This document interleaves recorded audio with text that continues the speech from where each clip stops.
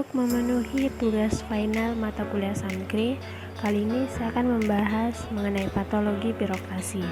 Apa itu patologi birokrasi? Sebaiknya kita mulai saja langsung ke pembahasan. Dimulai dari patologi. Patologi merupakan cabang bidang kedokteran yang berkaitan dengan penyakit melalui analisis perubahan fungsi atau keadaan tubuh. Karl Marx juga berpendapat tentang birokrasi, yaitu instrumen yang digunakan oleh kelas dominan untuk menjalankan kekuasaan dominannya atas kelas sosial lainnya. Sedangkan birokrasi menurut Kamus Besar Bahasa Indonesia, yang pertama yaitu birokrasi merupakan sistem pemerintahan yang dikelola oleh pegawai pemerintah karena memiliki hierarki dan jenjang jabatan yang tetap. Dan yang kedua, cara kerja atau struktur pengerjaan sangat lambat dan sesuai dengan aturan atau adat istiadat. Dapat disimpulkan bahwa patologi birokrasi merupakan penyakit yang timbul dalam birokrasi akibat perilaku para birokrat dan kondisi yang memberi peluang kepada mereka. Penyakit tersebut berkaitan dengan politik, ekonomi, sosial budaya, dan teknologi. Selanjutnya, ada macam-macam patologi birokrasi. Pertama, paternalistik, yaitu atasan bagaikan raja yang wajib dipatuhi dan dihormati, dan bawahan tidak memiliki tekad untuk mengkritik apa saja yang atasannya telah lakukan. Yang kedua, pembengkakan anggaran. Ada beberapa alasan mengapa hal ini sering terjadi.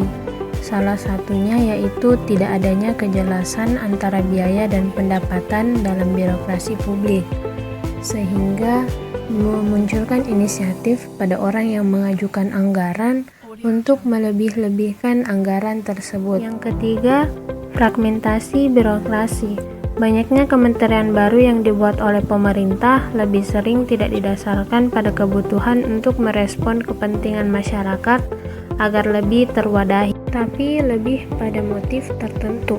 Selanjutnya, contoh patologi birokrasi.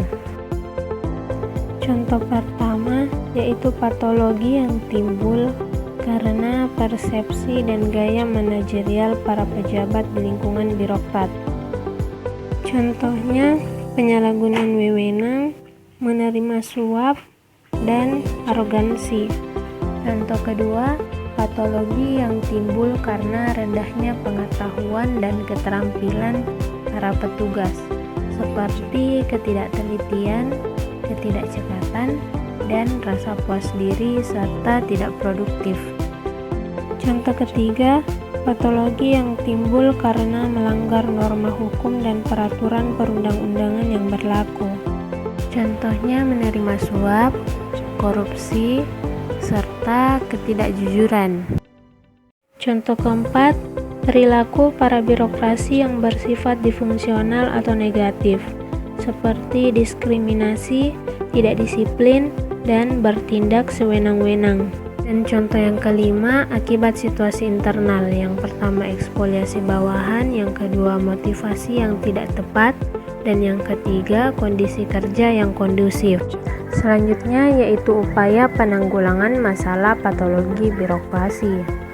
Diperlukan pemahaman yang tepat tentang paradigma birokrasi yang ideal untuk mengukur efektivitas kegiatan guna mencapai paradigma birokrasi yang ideal di sekitar.